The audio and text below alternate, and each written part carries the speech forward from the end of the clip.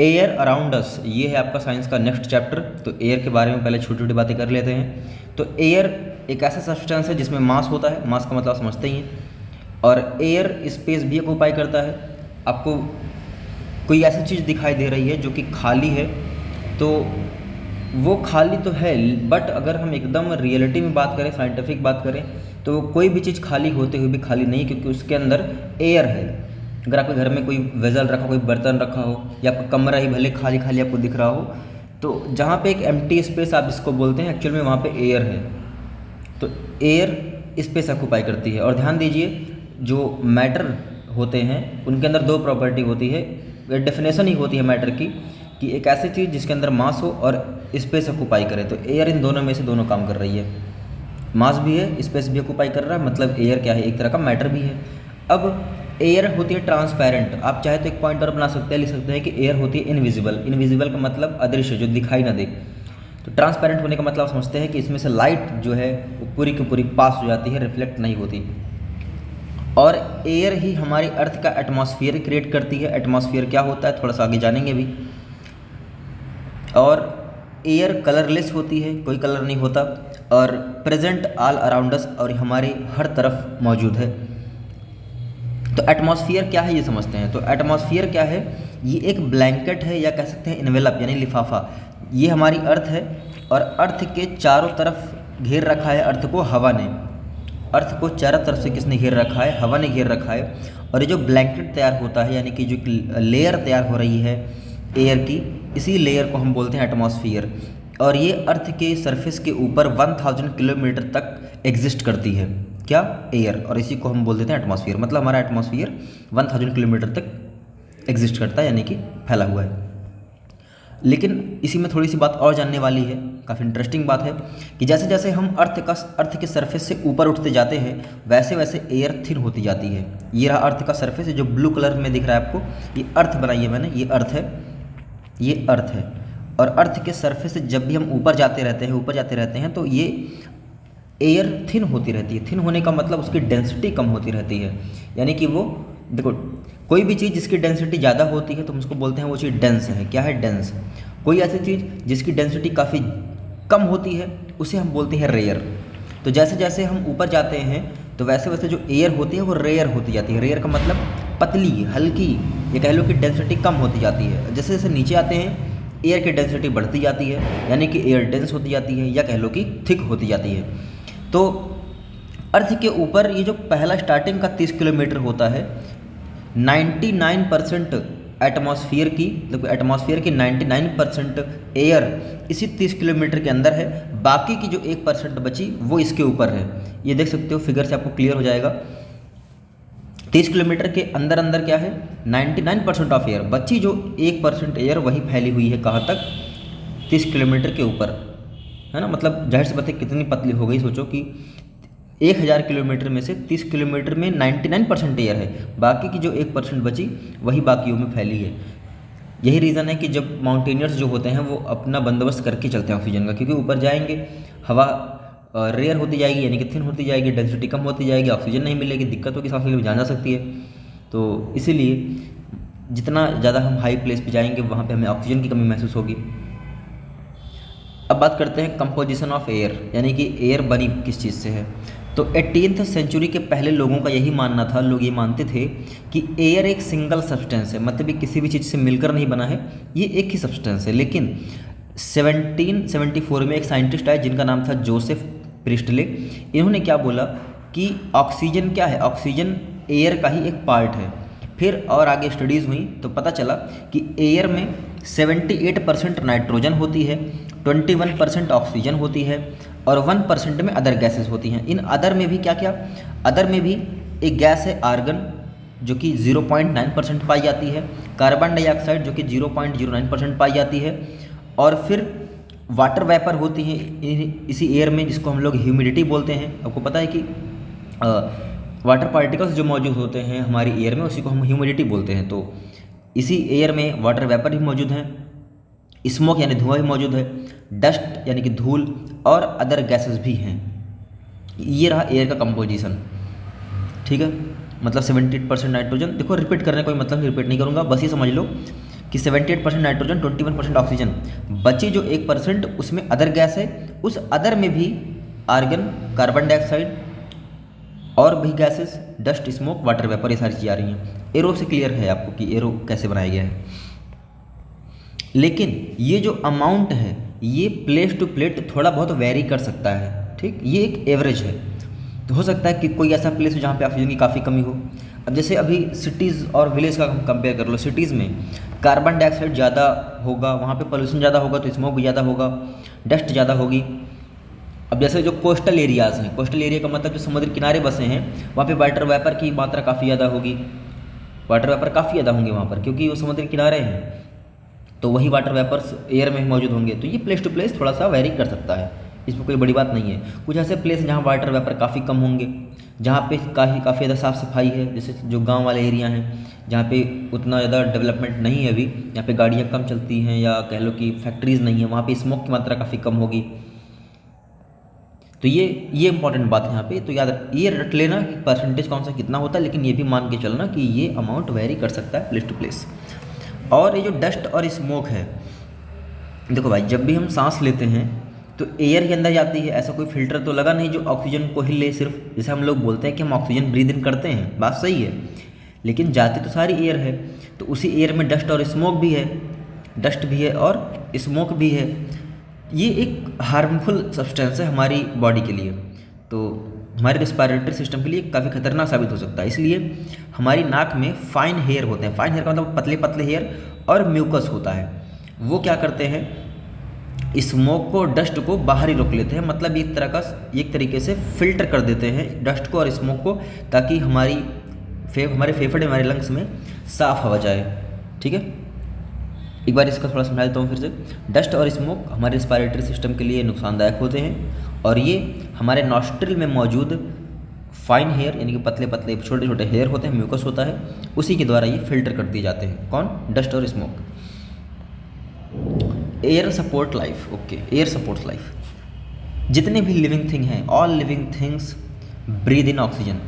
जितने भी living thing हैं सबको ऑक्सीजन की ज़रूरत होती है। आपने पढ़ा है कि प्लांट कार्बन डाइऑक्साइड ब्रीथ करते हैं और ऑक्सीजन छोड़ते हैं, बात सही है।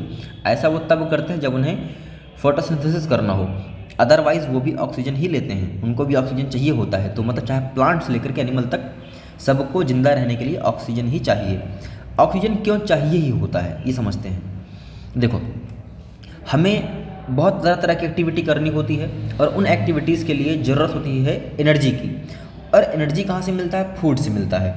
तो यहाँ पे लिखा है वी गेट, मतलब to get energy from food, यानी कि ऑक्सीजन की ज़रूरत क्यों पड़ती है? To get energy from food, मतलब फूड से एनर्जी निकालने के लिए ज़रूरत पड़ती है ऑक्सीजन की। समझ लो कि फूड एक फ्यूल है। फूड को क्या समझना है हमें? फूड को मान के चलना है फ्यूल, और एनर्जी उससे तभी निकलेगी जब फ्यूल बर्न होगा, फ्यूल जलेगा। सोच के देखो, तो मान लो हमारे पास ढेर सारी लकड़ी हो और उससे हमें चाय बनानी हो, तो लकड़ी से चाय तभी बन पाएगी जब लकड़ी जलेगी। तो फूड से एनर्जी तभी निकलेगी जब फूड बर्न होगा। बर्न का मतलब वो ऑक्सीजन से रिएक्ट करेगा। तो हम चलो खाना पीना खा के बैठ तो जाएंगे, लेकिन उससे एनर्जी हमें तब तक नहीं मिलेगी जब तक कि उससे ऑक्सीजन नहीं मिलेगी। अब एक बात यहाँ पर बड़ी इंपॉर्टेंट है कि आपने ये तो पढ़ लिया है, ये हम पहले डिस्कस कर चुके हैं कि हमारी लाइफ को मेंटेन रखने के लिए हमारी बॉडी में लगातार तरह तरह की एक्टिविटीज़ जारी हैं, मतलब तरह तरह के प्रोसेसेस चल रहे हैं, जैसे डाइजेस्टिव सिस्टम, रिस्पिरेटरी सिस्टम, बहुत तरह तरह के हैं। तो उनको हम बोलते हैं लाइफ प्रोसेसेस। क्या आपको याद है इनको क्या बोलते हैं? Life processes. फिर समझ लो एक बार, हमारी लाइफ को मेंटेन रखने के लिए, हम मर ना जाएं, हमें ज़िंदा रखने के लिए हमारी बॉडी में बहुत सारी एक्टिविटीज़ हो रही हैं लगातार, इन्हें हम बोलते हैं लाइफ प्रोसेसेस। और ये तरह की एक्टिविटी है, अगर ये एक्टिविटी है जिसको परफॉर्म करने के लिए हमारी बॉडी को एनर्जी की भी ज़रूरत होती है।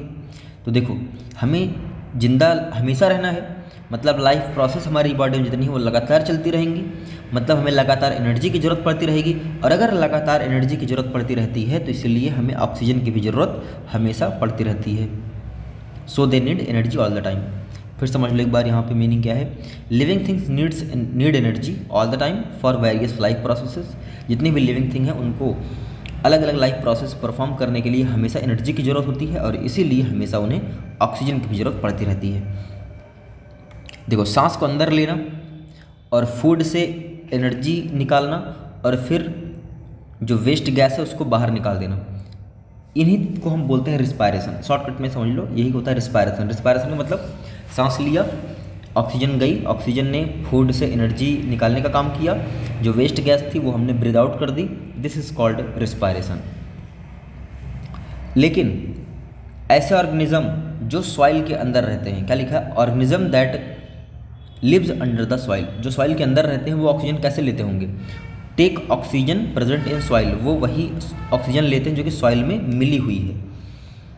लेकिन कई बार ऐसा होता है, देखो ये नीचे का ब्राउन पार्ट सॉइल है और ऊपर का ये ब्लू पार्ट वाटर है, तो कभी कभी क्या होता है मिट्टी के ऊपर यानी सॉइल के ऊपर पानी इकट्ठा हो जाता है बहुत ज़्यादा, जिसे हम लोग बोलते हैं वाटर लॉजिंग।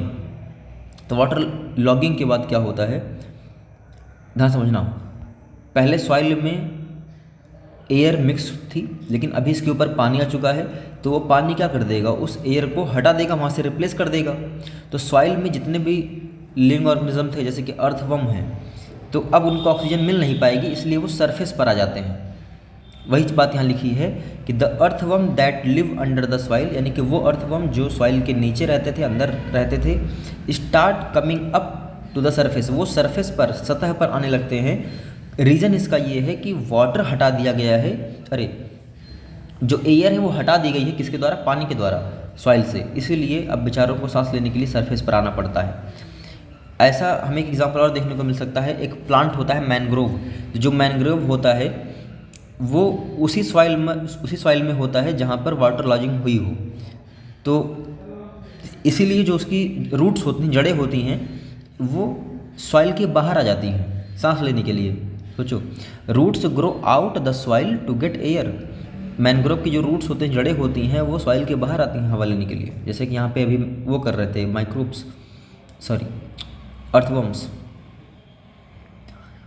अब देखिए सर, जो वाटर एनिमल है,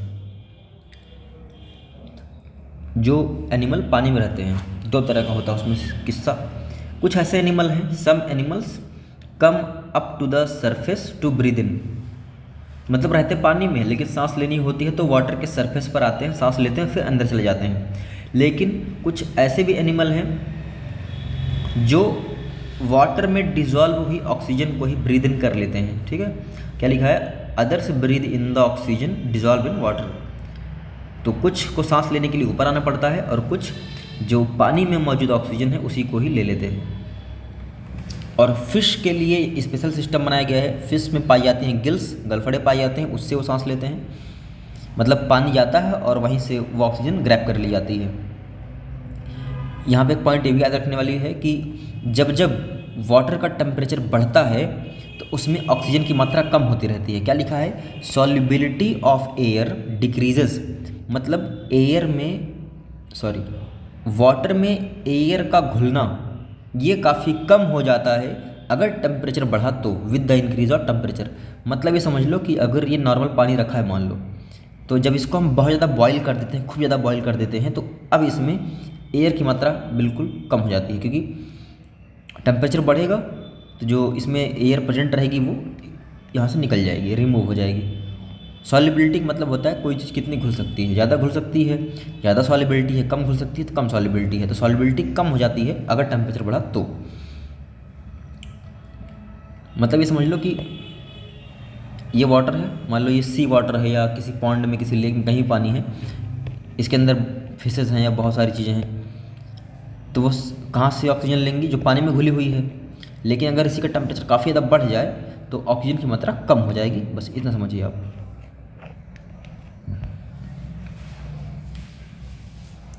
अब प्लांट्स में कौन सा सिस्टम बनाया गया है, प्लांट्स के पास तो स्टोमेटा होते हैं, लेकिन ध्यान दीजिए ऐसे प्लांट जो लैंड पर, ऐसे प्लांट जो ज़मीन पर पाए जाते हैं उसमें पत्ती के निचले साइड में पाया जाता है स्टोमेटा। मतलब अगर ये लीफ है कोई, इसके अंडर साइड यानी कि नीचे की साइड क्या पाया जाएगा, स्टोमेटा। लेकिन कुछ ऐसे प्लांट होते हैं जो पानी में पाए जाते हैं और वो फ्लोटिंग स्टेट में होते हैं, मतलब जैसे वाटर लिली और लोटस, ये सब कहाँ होते हैं, होते तो पानी में ही हैं लेकिन वाटर के सरफेस पर होते हैं। तो इसमें जो स्टोमेटा होता है वो पत्ती के ऊपरी साइड होता है, अपर साइड द लीफ। लेकिन कुछ ऐसे प्लांट होते हैं जो अंडर वाटर होते हैं, मतलब पानी में डूबे हुए रहते हैं, उसमें स्टोमेटा पाया ही नहीं जाता। वो सांस कैसे लेते हैं? वो वही ऑक्सीजन ले लेते हैं, जो कि वही एयर वो ब्रीथ करते हैं जो कि पानी में डिज़ोल्व हुई है। और कैसे? अपनी पूरी बॉडी सरफेस से, मतलब उनकी पूरी बॉडी ही सांस लेने में काम कर देती है उनका। फिर समझ लीजिए भैया, ऐसे पौधे जो ज़मीन पर होंगे, लैंड पर होंगे, उसका स्टोमेटा पत्ती के निचले साइड। ऐसे प्लांट जो कि पानी के ऊपर तैरते हैं, उनमें स्टोमेटा पत्ती के ऊपरी साइड। ऐसे प्लांट जो पानी के अंदर डूबे हुए हैं, उसमें स्टोमेटा पाया नहीं जाएगा, उनकी पूरी की पूरी बॉडी ही स्टोमेटा का काम कर देती है।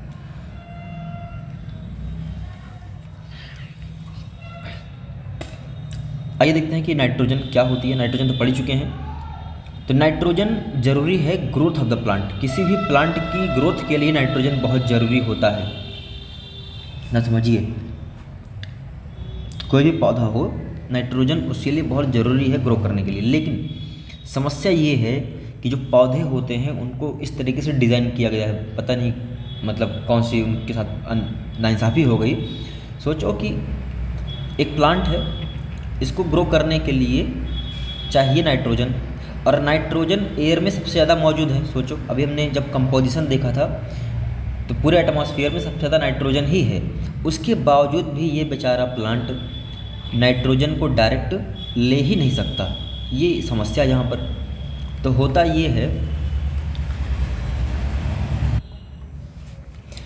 पहले तो समझते हैं कि एटमॉस्फेयर में नाइट्रोजन आती कहाँ से है। जब रेन होती है, यानी पानी बरसता है, या लाइटनिंग होती है, तो एयर में जो नाइट्रोजन है वो आती है नाइट्रिक एसिड के फॉर्म में। किस फॉर्म में? नाइट्रिक एसिड के फॉर्म में। और फिर आगे चल के, और हाँ, नाइट्रिक एसिड कैसे आया? जब लाइटनिंग हुई, जब रेन हुई, तो बारिश से या लाइटनिंग से ही एटमॉस्फेयर में नाइट्रिक एसिड आता है। और जो सॉइल है वो इस नाइट्रिक एसिड को नाइट्रेट कंपाउंड्स में ब्रेक कर देती है। किसमें? नाइट्रेट कंपाउंड्स में। और ये प्लांट जो होता है, जिसको नाइट्रोजन चाहिए था, वो इसी को एब्जॉर्ब कर लेता है। मतलब कुछ ऐसा समझो कि जैसे हमें भूख लगी हो और हमारे सामने गेहूं चावल खूब रखा हो, लेकिन हम गेहूं चावल को एज इट इज़ उसी रूप में नहीं खाते, उसको पकाते हैं। ठीक है, मान लो किसी को कॉफ़ी पसंद है, तो क्या वो कॉफ़ी पाउडर डायरेक्ट ले सकता है? मुंह में नहीं ले सकता। कितना कड़वा लगेगा, कितना ख़राब लगेगा। तो ऐसे पौधे भी होते हैं, उनको डायरेक्ट नाइट्रोजन वो नहीं ले पाते, तो उनको वो चीज़ चेंज होके चाहिए। तो वो चेंज करने का काम कौन करता है? सॉइल। एक्चुअल में देखो होता क्या सर, कि जो पौधे होते हैं, इनके रूट्स में पाया जाता है एक बैक्टीरिया जिसका नाम होता है राइजोबियम। क्या होता है? राइजोबियम। ये मान लो सॉइल है, तो ये राइजोबियम क्या करता है? एटमॉस्फेयर में प्रेजेंट होता है नाइट्रोजन, और ये राइजोबियम नाम का बैक्टीरिया इस नाइट्रोजन को दूसरे कंपाउंड में बदल देता है, और फिर इस प्लांट को दे देता है। मतलब अब देखो, सॉइल तक अगर वो पहुंच ही गया है नाइट्रोजन, अब ये प्लांट ऑब्जॉर्व कर ही लेगा। ठीक है, बस इतनी समझना आपको बात। एक बार फिर से, ये मिट्टी हो गई, ये जड़ें हैं एक पौधे की, और ये ऊपर प्लांट है। यहाँ पे नाइट्रोजन मौजूद है, लेकिन ये प्लांट नाइट्रोजन को नहीं ले सकता। तो होगा क्या कि यहाँ सॉइल में राइजोबियम नाम का एक बैक्टीरिया होगा, जो एटमॉस्फेयर से नाइट्रोजन को पकड़ेगा, उसकी फॉर्म चेंज करेगा, और फिर ये पौधे की जो जड़ें हैं वो नाइट्रोजन ग्रैब कर लेंगे। यही होता है पूरी कहानी में। आगे चलते हैं। और दूसरा तरीका क्या है, जो हम लोग खेतों में डालते हैं फर्टिलाइजर्स, उसमें क्या मौजूद होती है? नाइट्रोजन। ध्यान देना, कभी जब घर में भी खाद वगैरह आए तो उसमें लिखा रहता है कि नाइट्रोजन 46% या ऐसे तमाम चीज़ें लिखी रहती हैं परसेंट। कभी देखना घर में जो पड़े हुए हों पुराने बैग यूरिया के या किसी भी चीज़ के, तो उसमें लिखा रहता है नाइट्रोजन 46%। ये परसेंटेज अलग अलग हो सकता है, बट उसमें नाइट्रोजन जरूर लिखा होगा। बात करते हैं कार्बन डाइऑक्साइड किस लिए ज़रूरी है। तो जो प्लांट्स होते हैं उन्हें तो CO2 की बहुत सख्त ज़रूरत होती है, कार्बन डाइऑक्साइड की, क्योंकि पौधे अपना फूड प्रिपेयर करते हैं फोटोसिंथेसिस से, और फोटोसिंथेसिस में भैया CO2 का बड़ा रोल है। और ये जो प्लांट्स फूड प्रिपेयर करते हैं, इसी पर तो पूरी दुनिया डिपेंड है। अब खुद सोचिए, देखो CO2 का कितना बड़ा रोल है। मतलब देखो, पूरी दुनिया को चाहिए खाना, और पूरी दुनिया को चाहिए फूड। वो फूड कहाँ से मिलता है? प्लांट से, और प्लांट फूड बनाते हैं कार्बन डाइऑक्साइड से। अब खुद सोच लो, फूड का मेन सोर्स ही कहाँ से आ रहा है? कार्बन डाइऑक्साइड से आ रहा है। ठीक है, इसलिए कार्बन डाइऑक्साइड बहुत ज़रूरी है। और यहाँ पे कुछ बातें और हो जाएं। अब जैसे कि ह्यूमन बींग्स जो हैं, इसमें सांस, थोड़ा सा रेस्पिरेटरी सिस्टम का जिक्र हुआ है, बस उन्हें डिटेल में नहीं, बस समझ लो एक बार। पिछला है, एक बार हम लोग पढ़ चुके हैं, बट रिवाइज कर लेते हैं। हम लोग सांस कैसे लेते हैं? नॉस्ट्रिल से जाती है एयर, पूरा डिटेल में नहीं लिखूंगा, बस सुनते रहना। हम लोग ब्रीद इन करते हैं एयर, कहाँ से? नॉस्ट्रिल से। नॉस्ट्रिल से फायरिंग्स लायरिंग्स, उसके बाद एयर जाएगी ट्रैकिया में, ट्रैकिया से ब्रोंकाई, ब्रोंकाई से ब्रोंक्यूल्स, आगे छोटे छोटे एल्वेलाई होते हैं, वहाँ पे वहीं से ऑक्सीजन ट्रैप कर ली जाती है और पूरी बॉडी में भेज दी जाती है। और अभी ये चैप्टर ख़त्म नहीं हुआ है, 1-2 टॉपिक रह गए हैं, और वो होगा अगली वीडियो में। भले ये वीडियो आपको 20 मिनट की लग रही हो, बट मुझे काफ़ी टाइम लग गया पहले से लिखने में, क्योंकि मेरा पेन आजकल उतना अच्छा काम नहीं कर रहा है, तो पहले से लिखना पड़ गया, जिसकी वजह से काफ़ी टाइम लग गया।